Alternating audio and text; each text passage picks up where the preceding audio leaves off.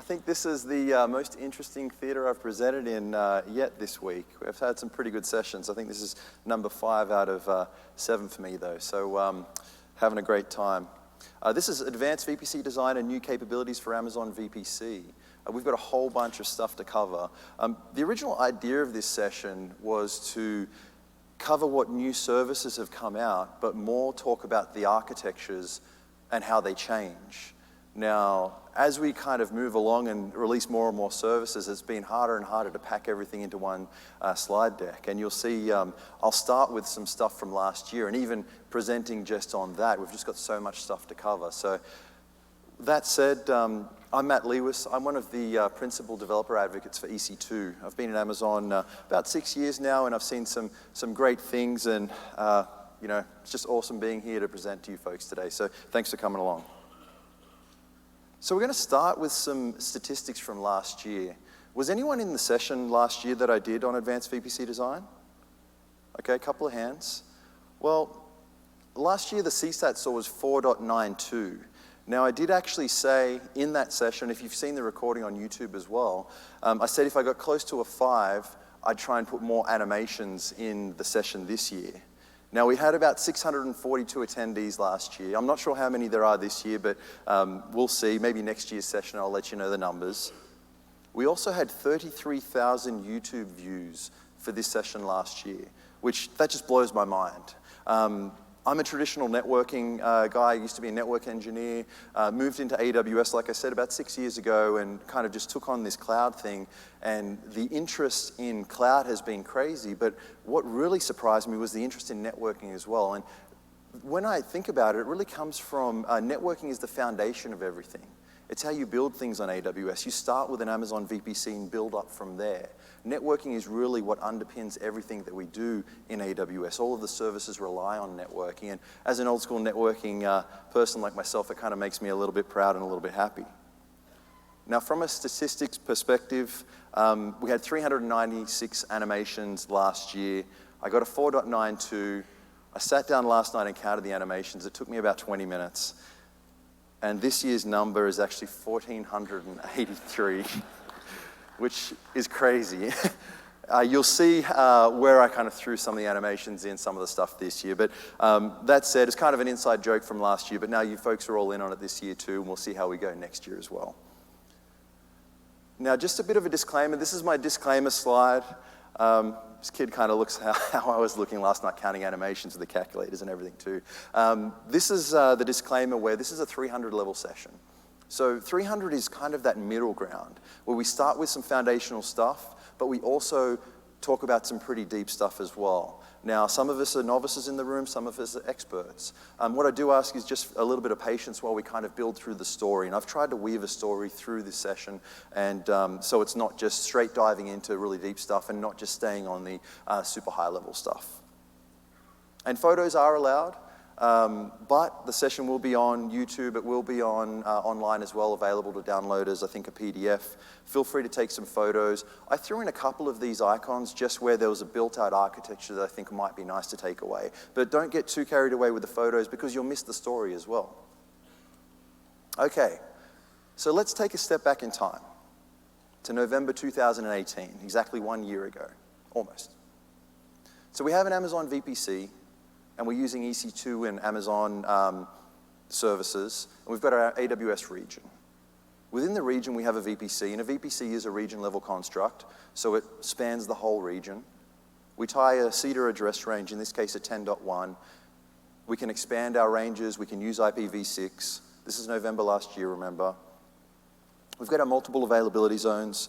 We've got our subnets, some public, some private, and then we have some instances running inside our subnets. Now, we've also got the internet, as it's always kind of been out there, and we've also got these services like S3, DynamoDB, IoT, public services that sit outside of the VPC. Now, what you'll find as we kind of go through this story, there's a lot of these services and things that are public but we've done a lot of work to bring those into the VPC in a private manner. From feedback we've heard from customers, customers have always said, look, we love VPC, it's great, I can control that domain, it's RFC 1918 addressing, but then I need to talk to S3 publicly or other services publicly. So you'll find as we go along here, we'll talk about bringing those services privately into the VPC. So let's build out a common VPC architecture from 12 months ago. So we have some route tables, and we have what's called the local route here, the 10.1/16, because that's our CEDAR address range. That's going to allow everything inside that VPC to talk to each other. We've got our internet gateway. Our public subnet also has a default route to the internet gateway with an elastic IP assigned to it, so an Amazon-owned IP that's assigned to you as in the form of an elastic IP. And our public subnet and our instances in our public subnet can talk to public services, can talk to the internet, and everything's good. Then we have our private subnet, which we might be using a NAT instance for, so it can talk to the public realm, but the public realm can't talk back to it. Now, hopefully last year you're also using NAT Gateway. NAT Gateway is a service that we built that allows you to do basically port address translation as a service inside your VPC. And you'll notice we're building out the route table here as we go along. Then we have VPC endpoints, gateway endpoints for S3 in this case, where we can reach Amazon S3, and if we had another gateway endpoint, we could reach DynamoDB as well. Then we have our on-premises via a VGW, some direct connect, some VPN, just like it has been there for quite some time. We've also got direct connect gateway, and we build out some further routes via the VGW. We also had VPC peering, and we released inter-region along with intra-region, so we can communicate with other VPCs, and we build out our route table further along still. Then last year, we released Transit Gateway. And Transit Gateway was a big one for us because when we built VPC, we sat down and thought about it and said, well, VPC is great, it's a virtual private cloud, and everyone can have one. Well, what it turned out to be, many customers decided to have more than one. And in fact, I talked to a customer a couple of weeks ago, and they told me they've got 1,100 VPCs. So when we're talking about 1,100 VPCs in one organization, how do we communicate between those VPCs? And that's really where Transit Gateway comes into play. So last year we launched Transit Gateway. It gives you access to talk to other VPCs, and we can also talk to our on-premises last year via a VPN as well. So Transit Gateway can also do VPN termination. We build out our routes on the left-hand side here as well.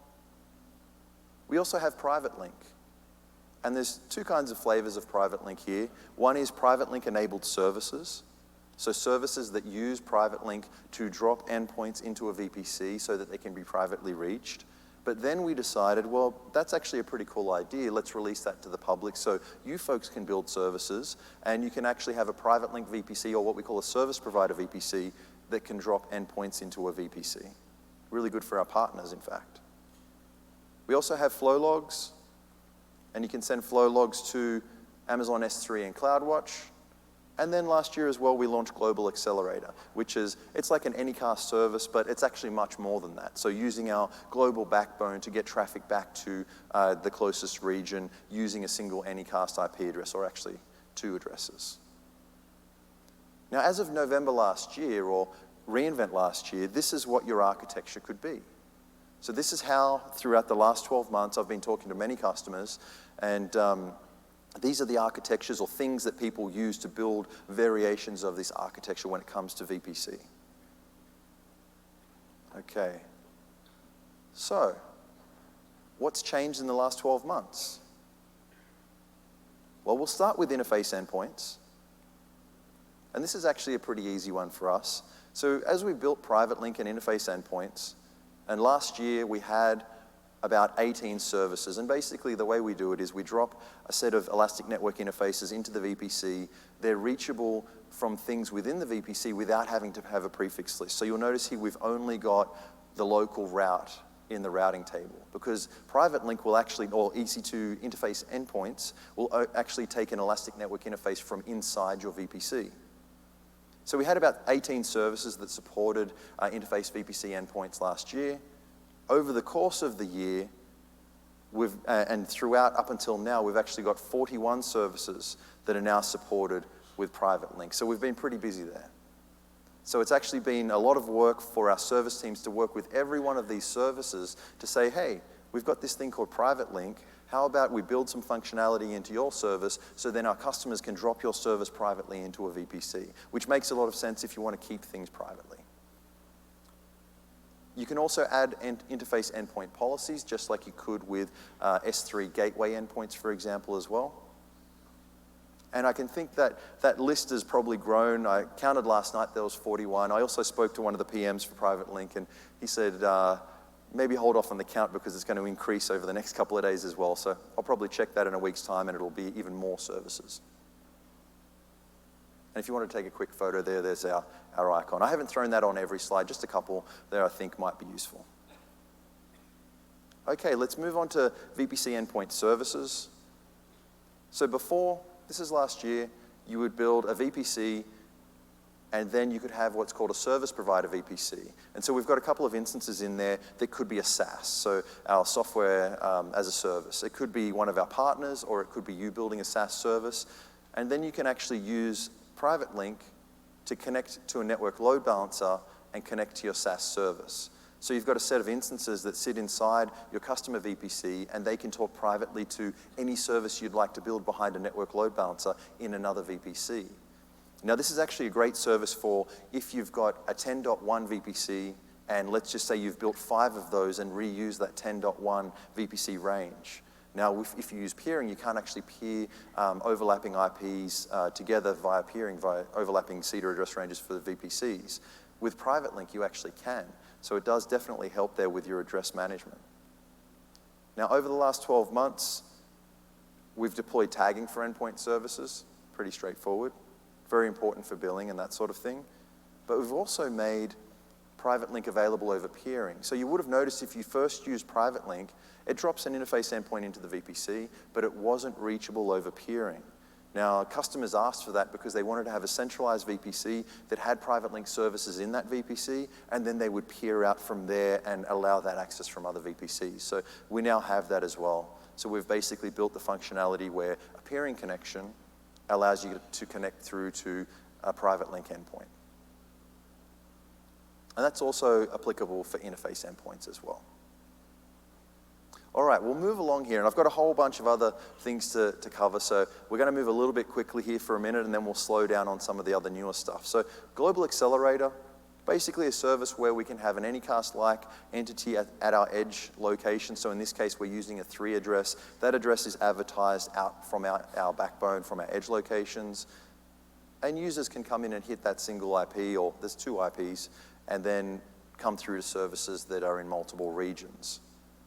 So we had some incremental updates for Global Accelerator. We now support additional regions for Global Accelerator and application endpoints. We also enabled source IP preservation. That was one of the complaints we had from customers, that when they'd have something come in via Global Accelerator, they didn't see that original source. So we've enabled that. But further, we now support EC2 instance endpoints for Global Accelerator as well. Now, you still need to have an internet gateway, but it gives Global Accelerator the ability to reach into your VPC and allow that traffic through without having to have public access. Alrighty. Let's keep moving here, and I'm moving at a bit of a fast pace because I feel like these services have been around and you've probably used most of them, so it would be a revision, but we're going through the incremental updates, and we'll get to some of the newer stuff in just a moment. So we've got AWS site-to-site VPN, a quick refresher course on a site-to-site VPN. We've changed the name a couple of times, but we have this thing called a virtual gateway or a virtual private gateway that's attached to a VPC. We have our on-premises. And AWS, we define the on-premises router as a customer gateway or a CGW. Other folks might call it a CPE or maybe just an edge router. And then over the public internet, we allow you to connect via IPsec to the VGW from your CGW. So we build an IPsec tunnel over the internet. Now, over the last 12 months, we've had a couple of incremental updates here. So we now support certificate authentication. So previously, you'd configure an IPsec tunnel or a VPN connection in the AWS region. You'd download a configuration and you'd get a pre-shared key. You'd then go and configure that pre-shared key on your CGW or your edge router. Now, you can use AWS Certificate Manager. You can create a certificate, configure the CGW within AWS. So when you configure a CGW in these terms, it's creating a CGW in the AWS console and saying, I'd like to connect to this CGW, or in this case, allow the CGW to connect to me. And then you use that certificate on the CGW for access into the VGW. Now, the great part about this piece is you don't need to tell AWS what the source IP of the CGW is actually going to be, because it has a certificate, and that's what's being used to authenticate for IPsec. Now, if we wanted to configure that here, really straightforward. This is just creating a customer gateway in the AWS console. I've actually pre-built out a certificate using Certificate Manager here, and you'll see it's available here. So we're going to use a certificate ARN, and then we just create the customer gateway using that certificate. It's really straightforward. Now, we did do a couple more incremental updates. Internet Key Exchange version 2, so IKE v2. IKE v1's been deprecated for a little while now, so that was a good one that we did.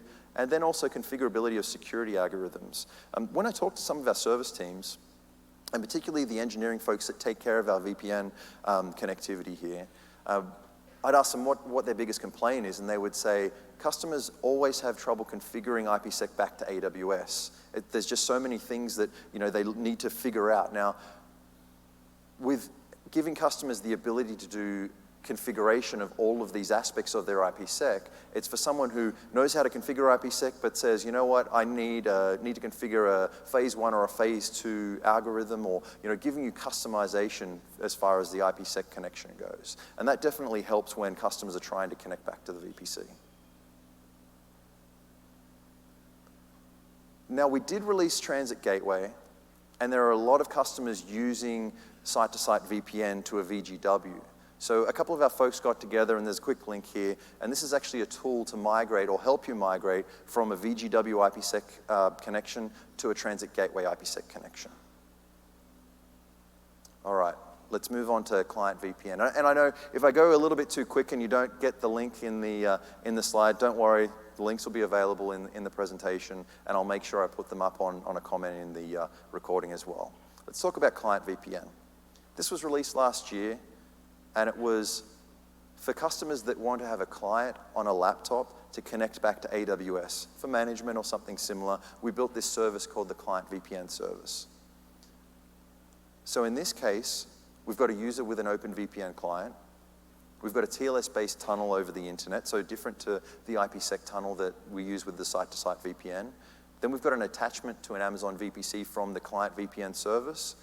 And because it is an attachment, and we're using a private link-like construct, we can actually connect through that VPC to other things like an internet gateway, VPC peering, other services. So you can basically go through a VPC to your AWS deployment. Now, we did also do a couple of updates here. So we now support CloudFormation. Great. We should have at the beginning, but I'm glad it's there now. We also support split tunneling. So if you wanted to send traffic over through AWS, normally with an IPsec tunnel, or in this case a TLS tunnel, all the traffic would go over that tunnel. In this case, you can actually send traffic that's destined to somewhere else locally instead of through AWS. So traffic not destined for AWS can go via the split tunnel. We also support multi-factor authentication for Active Directory now too. Okay, now we get to the exciting stuff.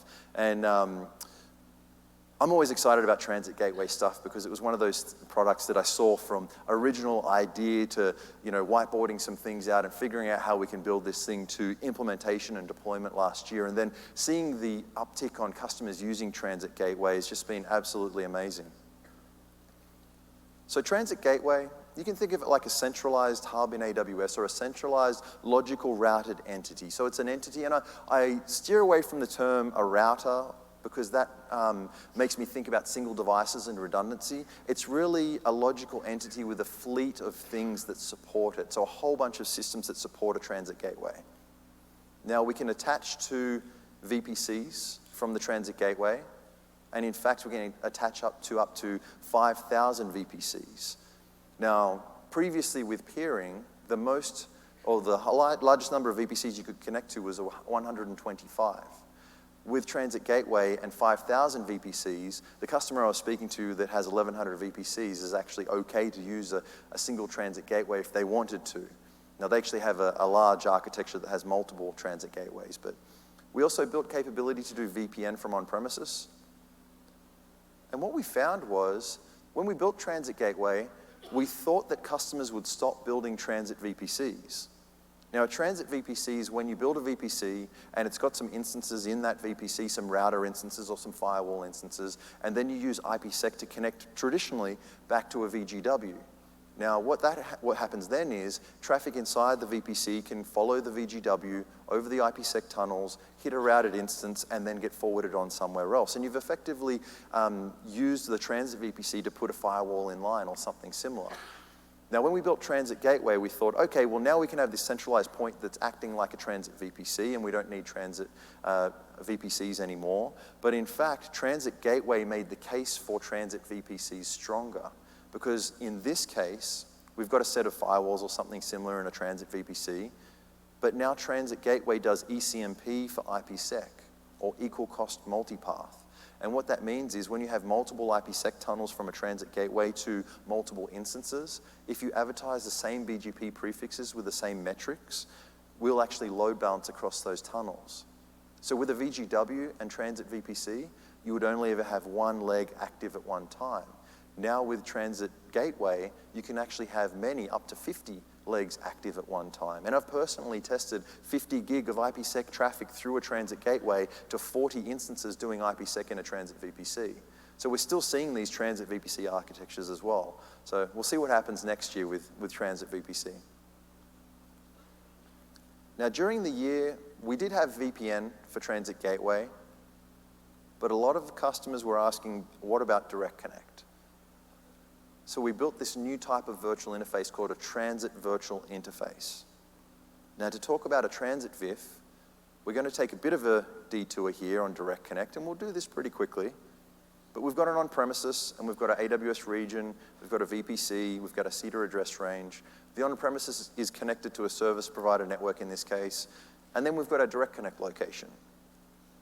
At the Direct Connect location, we've got the AWS router, and we've also got the customer router. We then connect what's called a cross-connect between the AWS router and the customer router. So a cross-connect is effectively just fiber that goes from one device to another device in a data center. So in this case, in the Direct Connect location. Now then, if we want to connect back into AWS, we use a private virtual interface to connect to a VPC via a VGW, or a public virtual interface to connect to the public realm. And what we'll actually do in the public realm is send you all of the BGP prefixes or routes for all of the AWS regions, for all of the public services. So you can actually reach to any public service in any region from a single public Direct Connect virtual interface. Now we can actually have up to 50 virtual interfaces on a single cross-connect or single Direct Connect connection. And in this case, we've actually got 2 private VIFs and 1 public VIF. So you can have up to 50 VIFs and a mix of public or private. Now we realized that just having a single virtual interface or up to 50 virtual interfaces wasn't enough scale. So about 2 years ago, we released Direct Connect Gateway. And Direct Connect Gateway allows you to fan out with a single private VIF to up to 10 VPCs. So now we've got a 1-to-10 ratio of VIF to VPCs if it's a private VIF. Direct Connect Gateway, lots of gateways here. Direct Connect Gateway allows you to also connect to multiple regions. It's a global service. It's one of our few global services, in fact. So in this case, we're actually using the same private VIF in the same Direct Connect location, and we're connecting back to multiple regions in multiple geographic areas. So in this case, we could have a private VIF in maybe the Vegas SuperNAP 8 data center here in Vegas. Now, that connects to our Portland region. You could also build a private VIF to a Direct Connect Gateway in our Dublin region and connect privately all the way back to Dublin. So Direct Connect Gateway was fantastic for having these global connections from a single Direct Connect to many regions. Now, quite recently, we didn't have this support before, surprisingly. We released multi-account Direct Connect Gateway. So you can now have a Direct Connect Gateway that can attach to VPCs that are in different accounts, not just different regions. We also released some new partner connection speeds. So if you're using what's called a hosted connection, which is a sub 1 gig, you would use a partner. And the partner basically deploys devices at the co-location facility and offers a slice of the direct connect to you to use like a 50 meg or 100 meg or a 200 meg, so you don't have to buy a 1 gig or a 10 gig. Now what we realized was customers wanted to have higher speeds for hosted connections, but they didn't want to have to manage the networking behind it. So manage a cross-connect, manage the BGP. They just wanted a partner to be able to do that. So we released the new partner connection speed. So our partners can now offer 1 gig, 2 gig, 5 gig, and 10 gig on hosted connections. So they offer that as a service to you. Okay, we're still detouring here, but let's talk about the transit VIF with DX Gateway. So we've got our transit gateway, and it's connected to multiple VPCs, up to 5,000 in a region. Now, the transit gateway is a regional level construct, so it sits within a single region, but it can connect up to 5,000 VPCs. Then we have a direct connect gateway, which can attach to the transit gateway, and then we can build a transit VIF from your on-premises through the direct connect into the direct connect gateway and into the transit gateway. So now we have direct connect capability for transit gateway as well. Now, the biggest limitation with the transit VIF is for a direct connect, you can have 50 VIFs. However, the scale that the transit VIF operates at, we can only offer you 1 transit VIF per direct connect. So think of it like your 51st VIF. So 50 VIFs, public or private, and then the 51st could be a transit VIF. So you could use a single transit VIF there to connect to a transit gateway. Now, you get a little bit more scale than that if 5,000 wasn't enough, 5,000 VPCs. You can also connect to up to 3 transit gateways per direct connect gateway. And these transit gateways, because direct connect gateway is a global service, these transit gateways can actually be in multiple regions. So you could have 3 regions with 3 transit gateways and have the same transit VIF connected to those. Alrighty. So the Amazon VPC route limit, I just want to take a second to talk about this. The default number of routes you can have within a VPC, within a route table, is 50. And the hard limit for the longest time was 100 routes. So within a VPC, you could only configure 100 static routes for a route table. Now this year, it's been a long time because I've had this request for about 5 or 6 years. We can now go to 1,000 routes within your route table within an Amazon VPC. It's still not 10,000 like the transit gateway, but it's pretty good. It gives you a lot more scale than 100. And it is available on request as well. So you'd have to put in a trouble ticket to request to go to 1,000 routes. It's not something that just happens automatically. Alrighty, we're getting to the new stuff now. Ingress routing. Ingress routing as it stands right now is about 12 hours old, I think. So ingress routing is basically the ability to decide what happens to packets as packets come into the VPC.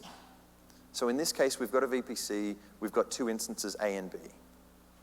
Those instances, just like before, have our route tables. So we've got a public route table, and actually we've got 2 public route tables here, and we're sending traffic via different things. And I've removed a lot of the other components in this diagram just to make it simple. But as traffic comes in via an internet gateway, what will happen is, as we have a destination of either instance A or instance B, the internet gateway just forwards on that packet. And it actually uses this local route here. So the local route allows everything in the VPC to talk to each other. And the internet gateway will just say, okay, well, I've got a destination of 10.1.0.5, which could be instance A. Send the packet to that instance. So as of yesterday, we now have the ability, if you have something like a firewall or something similar, let's say instance A is a firewall. We have stuff coming in via the internet. We might have an IGW or a VGW. We can now have what's called a gateway route table associated with the internet gateway in this case. So anything that's destined to B will send that traffic to A, which is our firewall first. The firewall then has smarts to send traffic on to instance B, and we've now got basically connectivity from the outside world, and we're implementing a policy in the form of a route table to send traffic to an instance that is a firewall in this case before going on to the original destination. Now, we have a whole bunch of partners that have actually released integrations with ingress routing. I think there was more than 10 partners that we'd integrated with. So folks like Palo Alto Networks, firewalls, and checkpoints, et cetera. Like all of those products that you know and love using as instance-based devices, you can now use ingress routing with. Now, we also have the ability to have gateway route tables on VGWs as well. So in this case, traffic that comes in through a VGW or a virtual private gateway could get forwarded onto our firewall instance in this case as well. And so a lot of folks internally were thinking about this as a kind of like a form of bump in the wire, if you will. So we were saying, okay, we'd like to have this firewall in line before we get somewhere else. Okay, let's go back to Transit Gateway. We took a bit of a detour there on some VPC stuff and some direct connect. So for Transit Gateway, this is about 12 hours old as well. Accelerated site-to-site VPN for Transit Gateway. So with Transit Gateway, we support VPN connectivity. And Transit Gateway was really designed to have large-scale VPC connectivity, up to 5,000 VPCs, with connectivity from your on-premises via IPsec. Now, we also have direct connect transit VIFs as well. But in this case, you'd be traversing the public internet for that VPN connection. So we're basically on a transit gateway, we will have our VPN endpoints that are publicly reachable, and we'll use public elastic IPs or Amazon IPs that are reachable from the internet that you would build a tunnel to. So you're using the internet as your backhaul to the transit gateway. Now, we have this amazing service called Global Accelerator, which uses our internet backbone, uses our AWS backbone. And basically, we have these edge locations that are deployed all across the world. And in this case, what we're actually doing is we're advertising those IPs. Think of it like an Anycast address for your IPsec. We're advertising those from our edge locations. And then your branches can build a VPN connection to those addresses. Then from the edge location, you're actually going to be traversing or using the AWS network. So now we're extending the network further out to you, so your branch can reach to that edge location and then use our optimized backbone to come back into the transit gateway, as opposed to using the internet all the way. Now, some of the benefits could be lower latency, less jitter, a more consistent connection because we, AWS, are managing more of the network there. You're using the edge location and we have network from the region out to the edge location. So it's really ideal for things like branch connectivity, and you can think of it like a Global Accelerator, which is a service we talked about before, so Anycast IPs, using Global Accelerator and Transit Gateway together as one service called Accelerated Site-to-Site VPN. Okay, Network Manager. We've been talking about Transit Gateway and customers that have thousands of VPCs. I think the largest customer I've seen is about 2,000 VPCs, so just that 1,100 one was front of mind because it happened a couple of weeks ago. But things, when you have many transit gateways and many connections, customers have been asking us for some way to manage those. So we made Transit Gateway Network Manager. So Network Manager is really a mechanism that we've launched this 2 days ago or 1 day ago as of now as well. It's a mechanism for managing and monitoring your global network. So it's giving you the visibility that you've been looking for in your global network, your transit gateways, your VPN connections, your geographies and where you've got sites deployed, et cetera. But it's just giving you that visibility for all of those pieces and bringing it all together in one dashboard. And we've also built a whole bunch of integrations with SD-WAN providers. So some of our SD-WAN providers have built connectivity and capability that works with Network Manager to have a seamless solution. So we've got a screen here of Network Manager, and you can see this as you jump into the console. We can see we've got our global network inventory, so we've got some transit gateways here. We've got 16 sites and 50 devices connected to our transit gateways. You can see we've got our transit gateway VPN status. We've got some a network event summary, and the tabs that you can see across the top there, we've got things like geography and topography, and in fact, I think I've got a slide here for what the topology looks like. And so you can see a breakdown of where your sites and your VPN connections and your transit gateways sit and what the relationship is between those. So Network Manager really gives you some additional visibility across your global network that you've deployed with AWS. And some of our SD-WAN partners, so Cisco, Silver Peak, Aruba, and Aviatrix, I was personally working with these 4 partners over the last few months to build integrations into Network Manager. So someone like Aruba in their Connect platform or their SD-WAN platform now have capability to reach into Network Manager and work side by side with Network Manager. Okay, we've got a couple of little bonus things here for you as well. So I had to make a call on this one, and we've got 2 new services here, Transit Gateway Multicast and Inter-Region Peering. Now I had to make a call on whether I put multicast in here or inter-region peering, and I based it off some customers and what they were interested in, and they wanted to hear about inter-region peering. But we have both multicast capability in Transit Gateway now and inter-region peering as well as of yesterday. And we've just got a link there that takes you to a bit of a rundown on how they work. So let's talk about cross-region Transit Gateway peering. So Transit Gateway is a regional level construct. It's built on our hyperplane platform that sits within the region itself. So it's not something that spans multiple regions. So when you've got a region, you've got many VPCs connected to a transit gateway. If you wanted to connect to another region, up until yesterday, you'd use something like cross-region peering on a VPC by VPC basis. But now in this case, you can build a static peering connection between transit gateways. So it's a new attachment type. It's also using the infrastructure and capability that we built into cross-region peering, which is also encrypted. And we also don't push this traffic out onto the public backbone. All this traffic stays on the AWS backbone. Now, one of the key things that I've been asked about cross-region transit gateway peering is, can I peer transit gateways within the same region? The answer is no, not right now. So this is really designed to have one region with a transit gateway connected to another transit gateway in another region. Now, generally speaking, within a region, if you've got a transit gateway, you'll probably use something like route tables on the transit gateway to segment your traffic and segment up your traffic flows between VPCs and that sort of thing.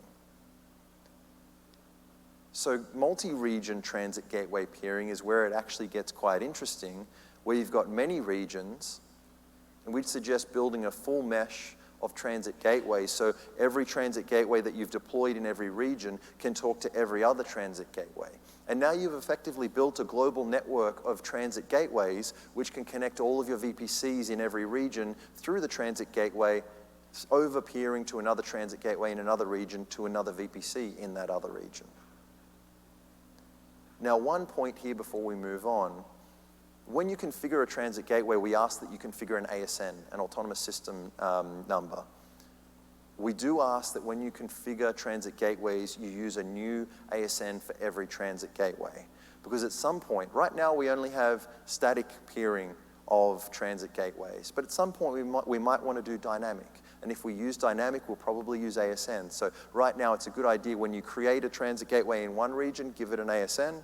In another region, give it a different ASN so they don't overlap. All right, now we move on to about, I think it was about July this year, we released traffic mirroring. And traffic mirroring was one of these things that our customers have asked about for a long time. So I think I had a slide in a session I did in 2014, and it had a traffic mirroring slide on there because we were talking about, we wanted to build traffic mirroring. Now, it's now 2019, and yes, we finally have traffic mirroring. So what is traffic mirroring? Well, basically, if you've got an instance here, and we're sending packets and receiving packets from that instance, we go over the elastic network interface of the instance. So the elastic network interface is basically the network adapter of the instance. It's a virtual thing, and that's what packets will traverse to go through to the instance. Now in this case, now with traffic mirroring, we can actually go in and create a traffic mirroring session for that instance, and then packets will get mirrored or duplicated and sent on to a monitoring instance. So if you have a monitoring instance which is running particular software, which we'll talk about, you're basically receiving these packets now, or copies of these packets. So you get visibility into the raw packets that are going to your instance and coming out of your instance. So there's three components with traffic mirroring. We have targets, filters, and sessions. Target's pretty straightforward. It's the destination for the mirrored traffic. A filter, because you might not want to have all the traffic sent to the or the destination instance, and sessions which tie filters and targets together. Now, I've got a couple of slides on how these work. So targets, we can actually use elastic network interfaces and load balancers, so the network load balancer. So we can send traffic to the elastic network interface of another instance, or a network load balancer if we wanted to do some load balancing. With filters, you can apply a filter on the traffic mirroring session, and basically what that means is you can discard packets that you might not want to look at. So in this case, we've got a filter for inbound packets only. With filters, we look at a 5-tuple here. So it's ingress or egress or both, TCP, UDP, source IP, the port, destination IP, and the port, and also the ability to truncate. If you just want the first 64 bytes of a packet, you could put in 64 here and only receive that instead of receiving the full 1,500 byte or larger packet. So what we would basically do is select, as we build a filter, we want ingress, TCP, from anything. It might be a web instance, source port any to my server, port 80, and then maybe we want the full packet in this case. Now sessions basically describe the behavior or the target and the filter together. So it's the relationship of the two. Now we can actually have up to 3 sessions per instance. So you could basically say, I would like to filter traffic for inbound and send that to one instance. I'd like to filter another application and send it to another instance. Now, we actually, so we tie together the source, the target, and the filter, and that's what we call a session. But then we can also have up to 3 sessions per instance. And what we'll basically do is we'll give each of the sessions a ID, and the lowest ID gets the priority. So we don't actually mirror packets more than once. We'll say, okay, this ID matches this packet and it's got a lower ID than the others. Let's send that packet to a particular destination, and that packet has now been mirrored. So we don't duplicate packets more than once. Okay, so performance of an EC2 instance and traffic mirroring. It's an important topic to touch on because as we're sending packets in and out of an instance, in this case, we'll just use an example here. So 1 gig inbound and 1 gig outbound. We're also mirroring all of that traffic in this case, so we're not truncating, we're not filtering, we're sending all of the traffic to our monitoring instance. So we've got basically 2 gig of traffic being mirrored, so the 1 gig inbound and the 1 gig outbound. The EC2 instance that's being mirrored actually needs to be able to support 4 gig right now. So you need to do your instance right sizing to support 4 gigabits per second. So you need to use an instance size that's that large that can support that, because traffic mirroring will use up some of the bandwidth that that instance has available to it.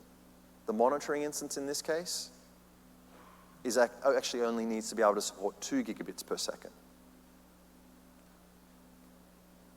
So your instance traffic and your mirrored traffic both count towards the overall instance's performance.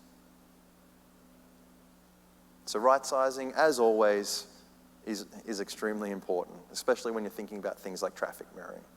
Now, one last point here, production traffic actually does have a higher priority than traffic mirrored traffic. So if you are oversubscribing that instance, we will drop mirrored traffic before we drop production traffic, if there's congestion. All right, some points on scale, because when we talk about performance and you're thinking, I'm mirroring 2 gig worth of mirrored traffic to an instance. That instance can handle that 2 gig, but what if I have 2 or 3 or 4 instances all communicating, or larger instance sizes going to other smaller instance sizes? In this case, we've got a couple of instances that are communicating. We enable traffic mirroring, and we're using an NLB as a destination. So now that network load balancer is actually going to be sending that traffic across multiple monitoring instances. So we've now got some scale, and these can in fact be in an auto-scaling group, which allows traffic to be sent across all 4 of those instances. And in fact, the NLB now supports UDP because our mirrored traffic is in fact UDP. So under the hood from traffic mirroring, we're actually using VXLAN. So what we're doing is we're taking a packet, we're mirroring it on our Nitro system that sits inside the instance or sits as part of the instance, and as it gets mirrored, it gets encapsulated in a VXLAN header and then passed on to the traffic mirroring destination. So that means that if you're sending to a network load balancer, VXLAN is UDP based. We needed to have UDP capability as well. So you can now do UDP for NLB as well as a side effect of this, which is pretty awesome. Some differences here between flow logs and traffic mirroring. So flow logs are really logs of network traffic or logs of network flows, whereas traffic mirroring are the real packets with the ability to truncate if you wanted to. So flow logs, you can send traffic to S3 and Amazon CloudWatch logs, whereas VPC traffic mirroring, you would send traffic to another elastic network interface or a network load balancer. Now, with flow logs, you're capturing the 5-tuple for a specific capture window. With VPC traffic mirroring, you're actually capturing the real packets. And it was actually quite easy for a couple of folks and I work for AWS to sit down over a weekend and build our own traffic analyzer based on real packets that were coming from traffic mirroring. So you're actually getting those real packets and we could see into what those packets were actually doing. So that said, what do you actually do with the packets? Well, we have a whole bunch of APN partners that have built integrations into traffic mirroring. You could build your own analyzer if you wanted to. And we have some open source IDS, IPS tools like Zeek and Suricata that you can use with traffic mirroring as well. And in fact, I've got a quick link here before we move on from traffic mirroring on using those open source tools for traffic mirroring, so Zeek and Suricata. So I have 2 use cases here for traffic mirroring before we move on to something else that I'm actually super excited about. I'm excited about all this stuff, but especially excited. Okay, so this is a use case that where some of our internal folks were like, well, we want to use traffic mirroring and we want to do some cool stuff with it. And in this case, they were seeing good and bad traffic on instances, and they decided to use guard duty. And guard duty would actually fire an alert based on what the behaviors it would see with this good and bad traffic. Now, it would send an alert to CloudWatch events. CloudWatch events would then trigger a Lambda. Lambda would then match the alert, identify the instance ID that needs monitoring, spin up a monitoring instance, and enable traffic mirroring. So we've seen bad packets coming through to an instance, and now we've activated traffic mirroring. So we're receiving those packets on a monitoring instance now, and if we're running, say, an open source, maybe Zeek or Suricata on this monitoring instance, we can take our logs and send those logs over to S3, and then maybe at a later stage, we could use Amazon Athena to inspect those logs. Now, as the bad traffic goes away, we could actually have Lambda fire another alert here that says, well, we're no longer seeing bad traffic go to this instance. Let's save our dollars and spin down traffic mirroring. If you guys want a photo of that one, I'll just go back there for a second.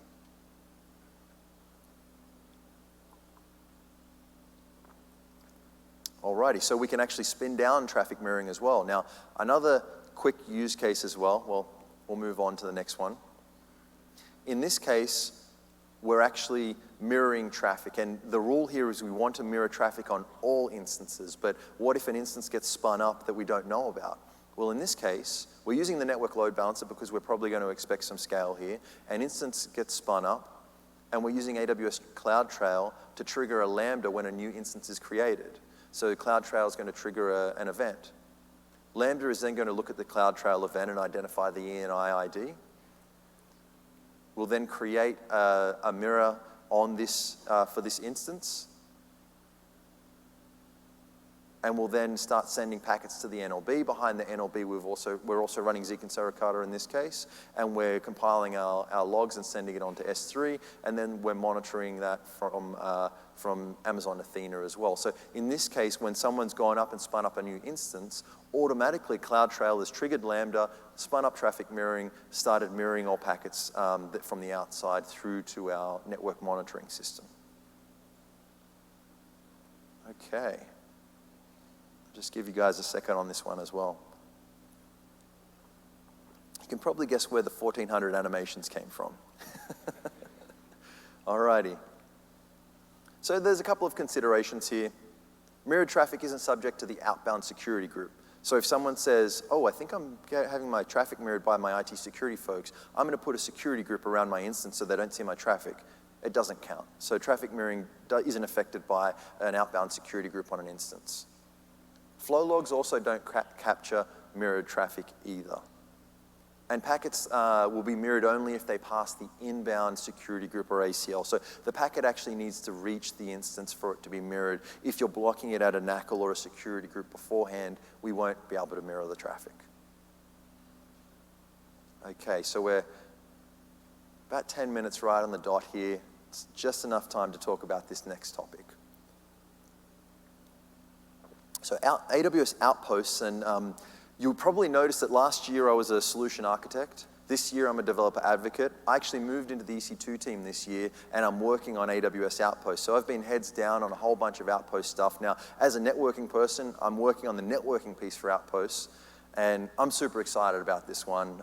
It's going to be pretty awesome. This was actually, this is the real rack here. If you want to actually go and see the rack in person, you can head down to the exhibition center. We have a rack sitting there that you can hug if you're so inclined.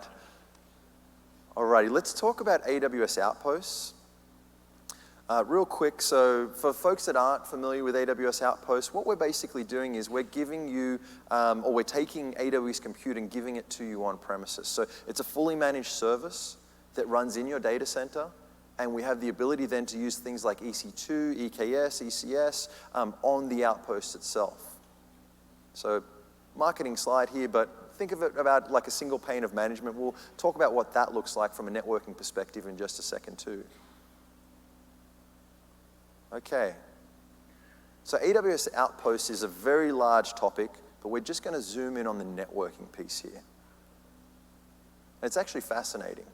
So we have an AWS region, and again, we have our VPC. So this is like our common kind of architecture that we're seeing here, VPCs with public subnets, private subnets, multiple availability zones. What we're doing now, though, is taking that VPC and we're extending it on premises.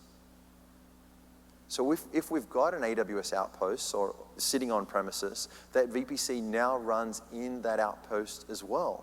So in this case, we create an Outpost subnet. Now, when we think about subnets in the region, a subnet is tied to an availability zone. And the subnet is how you deploy EC2 compute in a particular availability zone. So you can see here we've got AZ1 and AZ2. We've got two subnets in the two AZs, well actually, so 4 subnets total, but the EC2 compute is running in those availability zones via those subnets. It's no different with an outpost. You would create a subnet. The subnet is a outpost construct, and you would then deploy compute inside those subnets on the outpost itself. So we still have the same constructs because we're using an Amazon VPC. We have the same constructs that we had in the region. So things like route tables, security groups, and also network ACLs, because it is just the VPC that you're using in the region, but we've expanded it to on-premises as well. From a network communications perspective, if these two instances Y and Z want to talk to each other, they can. They're in the same VPC. Now, you'll remember the local route we had before. So in this case, we've got a VPC CIDR of 10.100/16. We've got a local route for that CIDR, and these two instances, Y and Z, are actually addressed inside that CIDR range, so they can talk to each other. Now, their communication is actually going to stay inside the outpost. But because we're all part of the same VPC here, we can communicate with things inside the region as well via that local route. Now, if we look at the route table, we've got our 10.100/16 via local. That's giving us that intra-VPC capability or connectivity. But then we have things like IGWs, the internet, other services in the region, S3 and Dynamo and all of those other awesome services. And in this case, we can then set a default route via the IGW so that the instance in the outpost can communicate across the connectivity between the outpost and the AWS region and go out via an IGW to public services and the public internet. We can also connect to things like a VPC endpoint, transit gateway, VPC peering, VGWs, so direct connect and VPN. All of those constructs that sit in the region are reachable as well.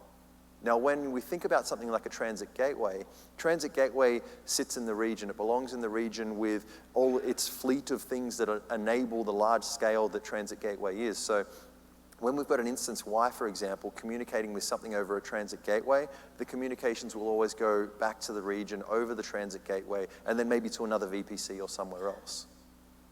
So in this case, we also build out our route table on the outpost, and we have connectivity to all of these other things as well. Now, one of the main use cases for Outposts is low latency to on-premises workloads. So in this case, we've got some workloads here in the top right-hand corner. We also want to have local access as well, so we invented a new type of gateway. This type of gateway, like we didn't have enough already, but this type of gateway is a local gateway, or an LGW. Now, the way I think about an LGW is it's very similar to an IGW, but it actually sits inside the outpost. So when you get an outpost, you get an LGW as part of that outpost, and the LGW will attach to the VPCs in that outpost. And what that will do is give you access to your on-premises stuff. So you don't have to go back to the region and then back over a direct connect. In this case, we can use what we call a customer-owned IP on the LGW to allow connectivity into the local network. Now, we spoke about it previously quickly. With an IGW, you have an elastic IP that's Amazon-owned, or maybe your own owned if you use a BYOP.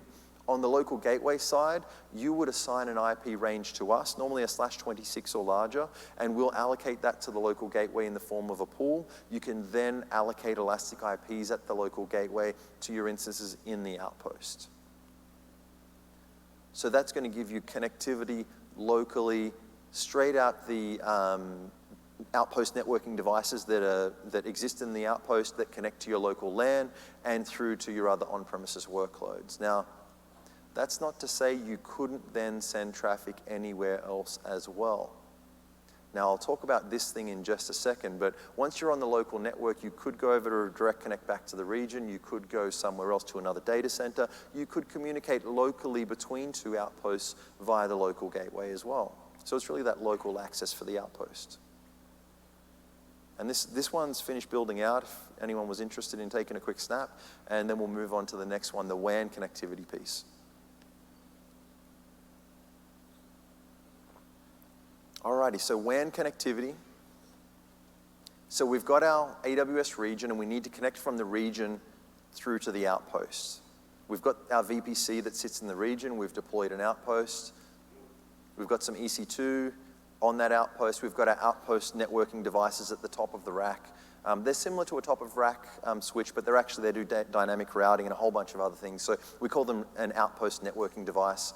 That then connects through to your local network, or anywhere else as well, including back to AWS. But then we also have another VLAN called the Service Link VLAN. And so you'll allocate some IPs for that, but that will need to reach back to the region in the underlay piece, or the underlay connectivity. So what customers would generally have is something similar to this, where you'd have a customer edge router, maybe a WAN connection like we did before with Direct Connect. We've got our customer POP, our AWS cage, we've got our cross connect, and then we've got a public virtual interface, and that gives us access to what we call the outpost service. Now, the other text you see here, the service link seeded public range, needs some natting. That's because we're using a public virtual interface. So at some place, you'd have to NAT that outpost range to a public range. Now, what will happen is when we provision an outpost, we plug it into the network, we will then initiate communications from the outpost back to the AWS outpost service here that sits within the region. Now, that's fronted with some Amazon public IPs. You could also use the public internet if you wanted to, and you didn't want to have a public virtual interface. But once we have connectivity, we build what's called the service link back to the outpost service. Now, what that does is two things. It gives us access to the AWS control plane, so we can manage the outpost. It's a fully managed service after all. And it also gives us access to the VPC data plane, which allows us to have those instances appear like they sit inside that VPC inside the region. So whenever we have traffic going from an EC2 instance in an outpost, it will go over the service link to another EC2 instance in the region, for example. Now, this one's finished building out as well. So this is how outpost networking works. So a whole bunch of other things to think about as well. Now, that said, I've got about 40 seconds left, so good timing, I think. that was the last piece I have for you folks. A whole bunch of stuff's happened this year. A couple of related breakouts. If the breakouts here that you see have already been listed, jump online on YouTube and check them out because they'll be up there in a couple of days. Another one I didn't add to the list I think was NET305 for hybrid connectivity as well. One last thing as well. I did originally have a whole bunch of links inside this presentation, but people got a little bit too camera happy the last time I did it on Monday. So what I've done is I've just added them on the end here. I'll just go over these really quickly here if you wanted to grab a snap. If not, and you don't get them, you can jump on YouTube and just fast forward to the end and grab the links from there. And I might even paste them in the comments as well. So these are all of the new services and features that we talked about in this presentation. And the last thing I will say is thank you for coming along here. Don't forget to fill out your feedback. You guys did amazing last year, and I think the session was pretty awesome too. So you rated me pretty highly. And because of that, they let me come back this year. So hopefully they'll let me come back next year as well. So don't be shy in those comments. Thank you.